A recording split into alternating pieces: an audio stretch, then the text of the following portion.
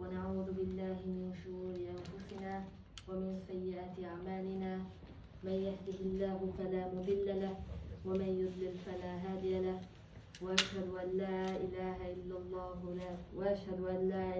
الله وحده لا شريك له وأشهد أن محمدا عبده ورسوله أما بعد. We begin with the name of Allah, the most compassionate, the most merciful. We believe in Him, for it is by believing in Him that our lives become purposeful. We put our trust in Him, for it is by putting our trust in Him that we become hopeful. We thank Him for all our blessings, for He has been unto us most bountiful. Today I will be talking about the 7 types of people under the shade of Allah on the Day of Judgment. The sun, as it stands, is approximately 93 million miles away from planet Earth. Yet, the heat waves that we experience at times, or the heat of the summer months in general, can at times be quite unbearable. Rather, on some places on Earth, the heat can become so intense that such areas of the world are almost uninhabitable. This is with regards to the heat of the sun as we know it today. As for the heat of the sun on the Day of Judgment, the matter will be altogether different. Imam al-Muslim narrates that the Messenger ﷺ said, the sun on the Day of Judgment will be brought so close to the people on the day of standing, so much so that the distance between it and the distance between the head of man will be 1 mile. Not 93 million miles, 1 mile, he said. He said, therefore people will be submerged in their sweat according to the level of the deeds that they did today.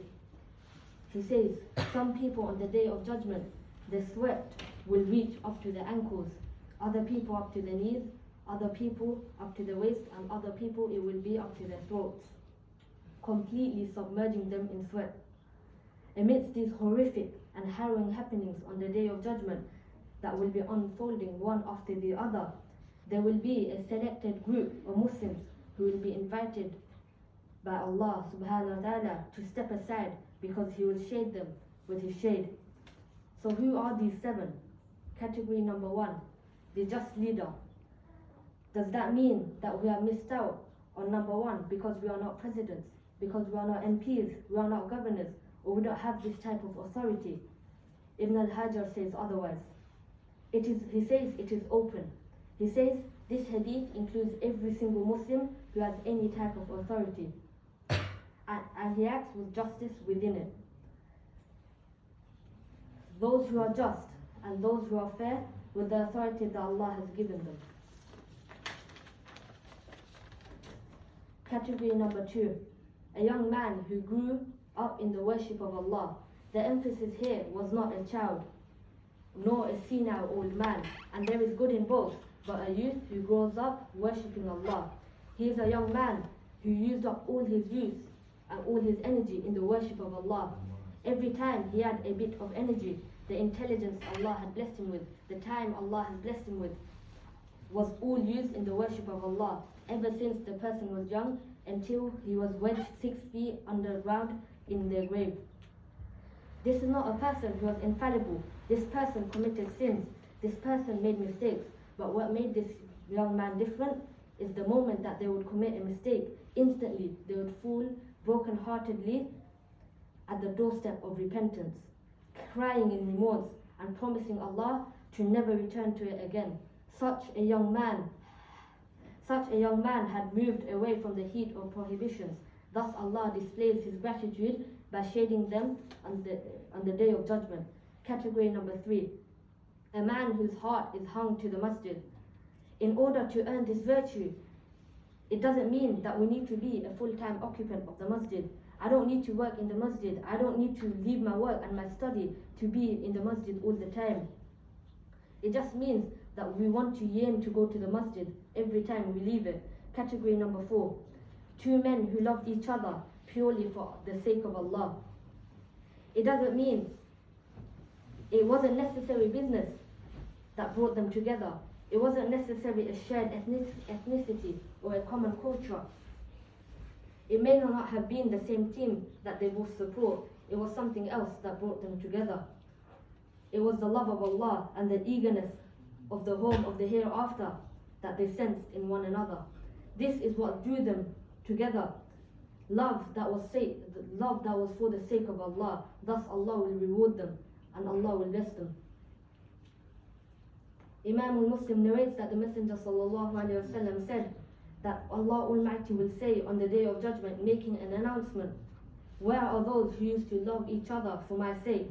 Allah will say, "Today I will shade them and with my shade on a day when there is no shade but mine." This is category number 4, 2 men who love each other for Allah's sake. Category number 5, a man who was invited by a woman but he walked away saying, "I fear Allah."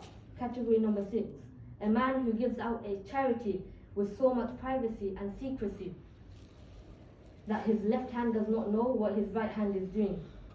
Despite the hands being very close together in creation, and despite the hands usually working together in collaboration when in tasks, yet this person was so sincere and so secretive about his donation that even his left hand has no idea what his right hand is getting up to. As for category number 7, and I will close with this, a person who remembers Allah Almighty when he is alone and his eyes start spilling with tears. Ibn Asakir narrates that a man came to the companion Hudayfa ibn al-Yaman, and that companion was given by the Prophet Muhammad ﷺ all the names of the hypocrites of Medina. And the man, he says to Hudayfa, "Am I from the hypocrites? Was I listed by the Prophet Muhammad ﷺ as a hypocrite?" Hudayfa did not give him a yes or no answer. He could have done, but he gave him a description.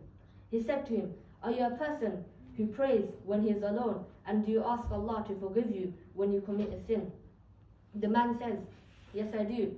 Hudayfa then said to the man, "Allah has not made you of one of the hypocrites." Notice, Hudayfa said, "Do you pray when you are alone?" In conclusion, to pray in secrecy, to fast in secrecy, to give sadaqah in secrecy, and to think about the majesty of Allah and then cry in secrecy. See those moments of privacy as a golden opportunity to reserve for yourself a place within the shade of the throne of Allah. And I would like to conclude by stating that this short reminder goes for me, and then it is a reminder for all those who are listening, as reminding each other is very necessary, as Allah says in Surah Dariyat, chapter number 51, verse number 55, وَذَكِّرْ فَإِنَّ الذِّكْرَ تَنْفَعُ الْمُؤْمِنِينَ. Remind the believers even if they had heard before. May Allah make us part of these 7 who will be under His shade on the Day of Judgment, and may Allah grant us all Jannatul Firdaus. سبحانك اللهم وبحمدك أشهد أن لا إله إلا أنت أستغفرك وأتوب إليك وآخر الدعوانا وأن الحمد لله رب العالمين. السلام عليكم ورحمة الله وبركاته.